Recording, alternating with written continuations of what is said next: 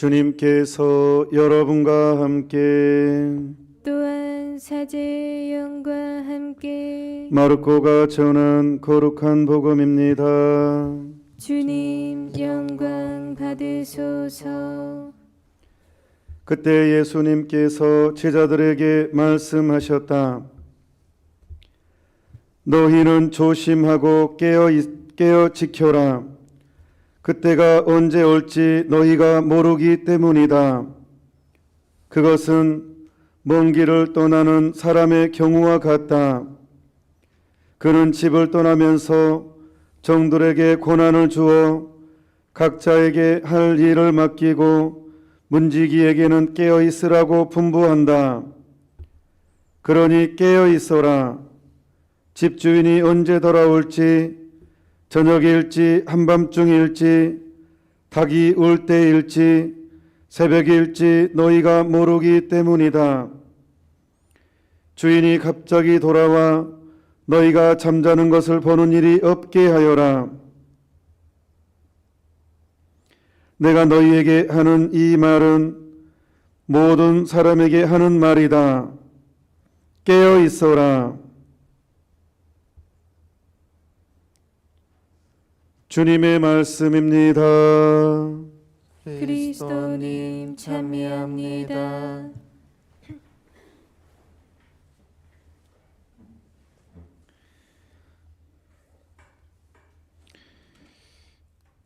제가 오늘 대림 일주일 미사를 집전하면서 강론하면서 먼저 내가 그분한테 먼저 감사를 해야 되겠다라고 먼저 생각이 되었습니다. 본당 이제 제가 세례 받을 무렵 고등학생, 중학생, 하여튼 중학생 때 고등학생 때 그때 이제 그 성당에서는 대림 시기가 되잖아요. 그러면 화려한 것을 못 하겠어요. 음악도 화려한 거 듣지 못하겠고 갑자기 성당이 엄숙해지는 거예요. 이렇게 그래서 그런 게 좀 저한테는 처음 접했으니까 저는 뭐 집안이 천주교 집안이 아니니까 그냥 대림 시기는 의례 조용히 해야 되고 보통 밖에서는 캐롤송 나오고 막 정신 없잖아요. 교리마다 막 좀 이렇게 고조되는 막 연말연시 뭐 술 먹는 회식 자리도 많고 그런 분위기인데 오히려 성당은 화려한 것을 피하고 오늘 대형 방송도 안 하잖아요. 아니 왜 대형 방송을 안 하지? 대형 방송도 오늘 대림 시기 안 해요. 그리고 사제는 자색 제의를 입고 각 본당마다 이제 대림환에서 이제 이 자색초를 이렇게 해요. 전례에 배치를 해요. 그러니까 이게 화려한 것을 피하고 뭔가 좀 이렇게 차분한 분위기, 음악을 막 그런 빠른 곡좀 막 즐거운 노래를 못 듣겠다니까 본당 신부님이. 그게 되게 신기했어요. 저는 처음 경험하니까 그 경험 때문에 이제 좀 대림 시기가 되면 신부님 생각이 나요. 내가 화려한 것을 피해야 되는데 이런 그 딱 박혀가지고 첫 저는 성당 다닐 때니까 그런 생각을 하게 된 것 같아요. 너무 감사한 일이었습니다. 저한테는 지금 돌아보면 대림 시기가 어떤 시기냐? 예수님을 이제 알아보기 위해서 깨어 있어야 되는 시기인데 이제 예수님이 두 번 오셔. 두 번. 한 번은 2000년 전에, 지금 2020년이잖아요. 그러니까 지금 뭐 싫든 좋든 전 세계에서는 2020년 달력을 쓰고 있습니다. 예수님을 믿든 안 믿든 2020년 달력을 쓰고 있어요. 왜 2020년이냐? 인류가 2020년밖에 안 됐느냐? 그게 아니잖아요. 예수님이 태어난 것을 1년으로 잡아서 2020년, 그래서 AD라고 하죠. 안노 도미니, 주님의 해. 그리고 예수님이 이전은 Before Christ, BC에서 예수님이 이전. 세상은 예수님이 태어난 것으로 세상은 바뀌었으니까 이전과 이후로 이제 세상이 나뉩니다. 그래서 BC, AD 이렇게 나누죠. 2000년 전에 한번 태어나신 예수님, 한 번 오셨죠. 이제 천상에서 천국에서 이제 지상에 오셨어요. 근데 그때 오셨을 때 예수님은 심판을 받기 위해서 재판을 받았죠. 결국은 재판장에 끌려가가지고 사형 선고 받았어요. 예수님은 두 번 오십니다. 두 번 오시는데 처음 오실 때는 인간한테 재판을 받기 위해서 오셨습니다. 그리고 이제 두 번째 오시는 것은 재판을 하기 위해서입니다. 그게 이제 종말입니다. 재림이라고 얘기합니다. 처음 오실 때는 재판을 받기 위해서이고 모든 죄를 뒤집어쓰고 사형 선고를 받기 위해서, 그게 첫 번째 오심이고, 두 번째 오심은 재림, 이제 세상 종말. 그러니까 준비된 사람에게는 이 오심이 축제이고 영광이고 완성이지만 준비되지 못한 사람한테는 재앙이고 저주이고 멸망입니다. 그래서 준비된 것과 준비되지 않는 것은 하늘과 땅만큼의 차이입니다. 비교도 안 되는 하늘과 땅만큼의 차이입니다. 그래서 그 준비를 하라는 게 대림식입니다. 그러니까 화려한 걸 피해야지만이, 화려한 것은 내 마음에 세상적인 것이 빼앗기니까, 그래서 자색 옷을 입고 침묵, 절제, 집중, 이것을 전례적으로 표현한 거예요. 이 자색은. 근데 놀랍게도 우리가 대림한 4개를 이제 초가 4개잖아요. 이 제대초 말고 이제 대림한 4개인데 왜 4개냐? 정확히 뭐 4,000년이지 하여튼 그 정도 이렇게 이제 잡아서 유대인들은 아직도 메시아를 기다립니다. 올 것이다, 올 것이다. 구약 성서는 메시아 끊임없이 예언돼 있죠. 그러니까 올 것이다, 올 것이다. 아직도 기다립니다. 아직 안 왔다. 가톨릭은, 그리스도교는 왔다. 2000년 전에 너희들이 못 박아 죽였던 그분이, 예수라는 분이 메시아였다. 너희들이 그토록 기다렸던 그분이시다. 아니다, 그분은 예언자일 뿐이다. 아니다, 아니다, 맞다. 이게 가톨릭과 유대교의 차이입니다. 그런데 예수님이, 이제 우리는 우리 믿음대로 제가 강론을 해야죠. 예수님이 오셨어요. 그런데 알아봤느냐? 사람들이 못 알아봤어요. 아니, 못 알아봤을 뿐만 아니라 가장 잔인한 방법으로 죽여버렸단 말이에요. 그러니까 준비된 사람, 준비되지 않았기 때문에. 그래서 초가 4개인 이유가, 이제 예수님이 이제 유대인 민족 안에 메시아 사상이 이제 올 것이다라는 게 잡아짐부터 4,000년인 거예요. 유대인들이 메시아를 기다리는 기간을 4,000년으로 잡았어요. 그래서 한 개당 1,000년이에요. 그거를 이제 전례적으로 지금 다시 또 표현하는 거예요. 우리 또 다시 기다리는 거, 두 번째 오심을 기다리는 거를 이제 표현하는 거예요. 그래서 대림초를 이렇게 해놓는 거예요. 기다림. 근데 되풀이되지 말아야 되죠. 예수님이 왔지만 못 알아봤다고요. 대부분의 사람들은 못 알아봤을 뿐만 아니라 당시에 가장 잘할 것 같은 종교 지도자들, 어릴 때부터 율법을 공부하고 아예 토라를 가르치는 그 사람들이 오히려 그 주인공을, 그 성서에서 말한 그 주인공을 가장 잔인한 방법으로 죽여버렸단 말이에요. 그 주인공을 오실 것이다, 올 것이다 해가지고 오셨는데 그분을 못 알아봤어요. 왜? 깨어있지 않았기 때문에, 준비되지 않았기 때문에 못 알아봤어요. 그런데 누가 알아봤느냐? 12 사도들은 알아봤어요. 어떻게 알아본 줄 알아요? 왜? 세례자 요한을 따랐어요.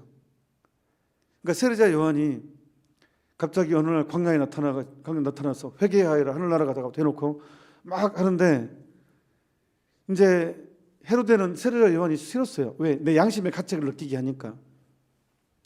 세례자 요한의 역할은 인간의 양심을 건드리는 거예요. 그런데 세상에 안락에 빠져 있는 사람 그게 싫어요. 나 지금 너무 좋은데 통장에 돈 들어있고 보험 들어있고 연금 나오고 너무 좋아. 뭐 음식, 오늘은 정말 백화점에서 뭐를 좀 사야 되고, 또 식당, 어디 맛있는 식당 내가 알아놨어, 맛집 알아놨어요. 거기 가야 되고, 너무 맛있는데, 너무 재밌는데 갑자기 회개하여라, 뭐 나눠줘 하니까 정말 짜증나는 거예요. 똑같아요. 예수님 시대 때도, 그때도 지기배 계급이 있고 피지배 계급이 있을 것이고, 잘 사는 사람이 있을 거고 못 사는 사람이 있을 것이고, 월급이 빵빵한 사람이 있고 연금도 확실하게 사람도 있을 것이고, 그 사람들 입장에서는 세례자 요한은 정말 눈의 가시예요. 너무나 잘 살고 있어요. 자식도 좀 잘 되고 있고 너무 잘 되고 있는데 왜 갑자기 갑자기 옷도 남루하게 완전히 지저분하게 입고 나타나더니 회개하여라 하늘나라가 다가왔다 하니 완전히 생뚱맞고, 예.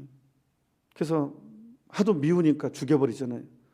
정말 나 가책이 느껴지니까. 양심의 가책을 없애는 방법 두 가지가 있다고 그랬죠. 그 가책의 대상을 죽여버리던가 회개하던가, 내가 회개를 아예 하던가, 양심의 가책을 죽여버리던가. 없애는 방법은 두 가지입니다.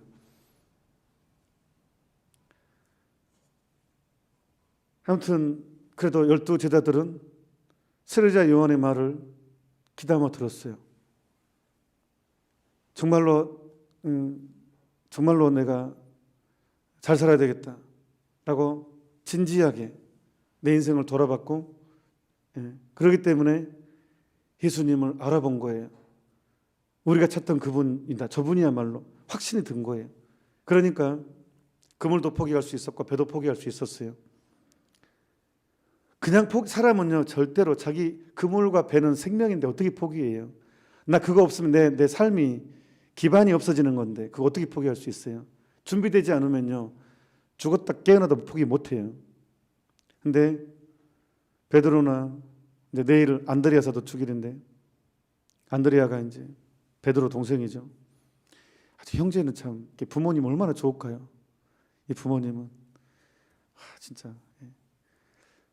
근데 세례자 요한의 말을 귀를 기울였고 기꺼이 포기할 줄, 준비가 되면 포기할 줄로 알죠. 준비가 되기 때문에. 그래서 그런 엄청난 이 시대에 12 제자로 뽑히게 되었고 예수님과 함께 예수님의 운명을 삶을 함께 하게 됐죠. 하지만 반대로 이제 준비되지 않은 사람들은 아무리 예수님이 얘기를 해도 알아듣지 못했고 오히려 양심의 가책만 느낀다고 생각해서 불안하고 두려워서 그걸 없애버리는 방법으로 선택했고, 역사상 가장 잔인한 방법으로 그분을 재판을 하게 했고 가장 잔인한 방법으로 죽였죠. 그리고 예수님께서는 부활하셨습니다. 그리고 약속하셨습니다. 승천하시면서 다시 올 것이라고. 그게 이제 이 전례력이 의미가 있습니다. 다시 올 것이다. 재림입니다. 그래서 사도신경에 우리가 매 주일마다 신앙 고백을 합니다. 다시 오심을 믿으며. 이게 우리의 이제 종말이고 신앙의 완성이기 때문에 여전히 나는 천주교 세례를 받으면서도 불구하고 상처받고 무너지고, 정말 나는 비참한 인간입니다. 사도 바울의 고백처럼 해야 되겠다는 것은 하지 않고 하지 말아야 되겠다는 건 계속 하고 있습니다. 과연 저는 비참한 인간입니다. 누가 나를 이 어둠에서, 이 비극에서 구해줄 것입니까? 우리 주 예수 그리스도밖에 없습니다. 그것이 완성되는 것입니다. 이제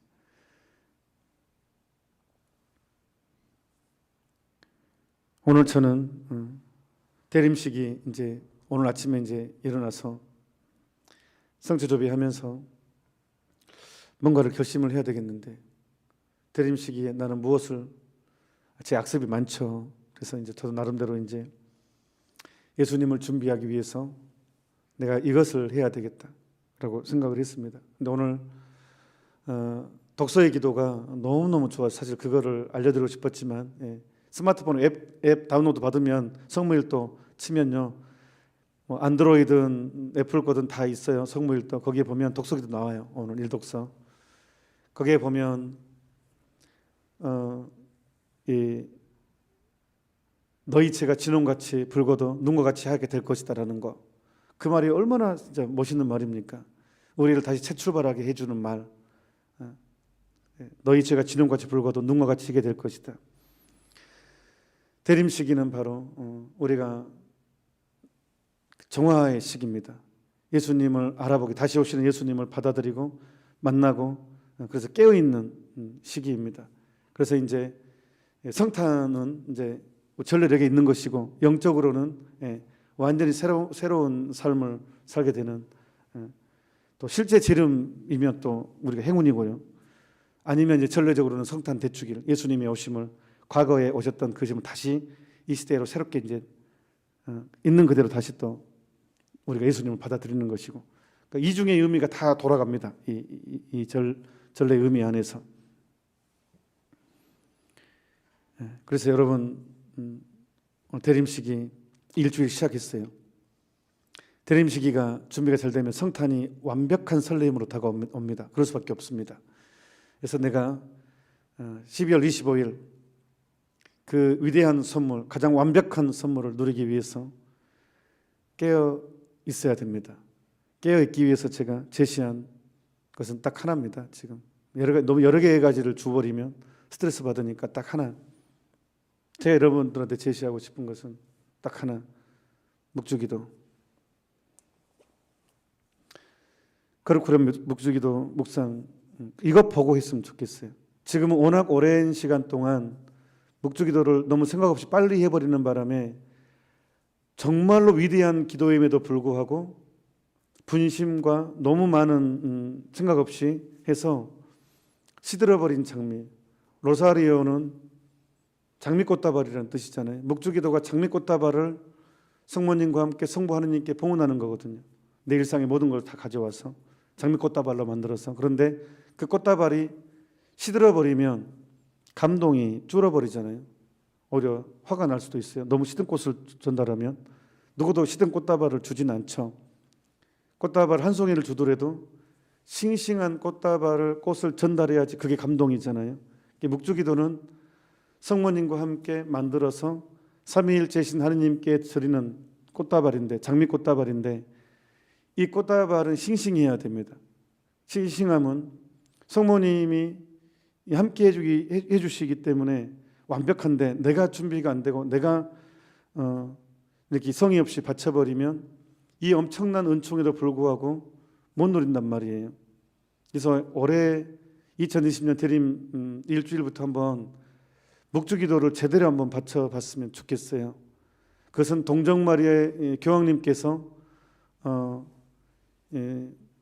우리에게 반포하신 동정마리아의 묵주기도가 가장 완벽하게 제시되어 있습니다. 그리고 몽포 루도코 성인께서 쓰셨던, 생전에 쓰셨던 묵주기도의 비밀, 그 책도 묵주기도의 힘을 가장 잘 느낄 수 있게 해주는 책이죠.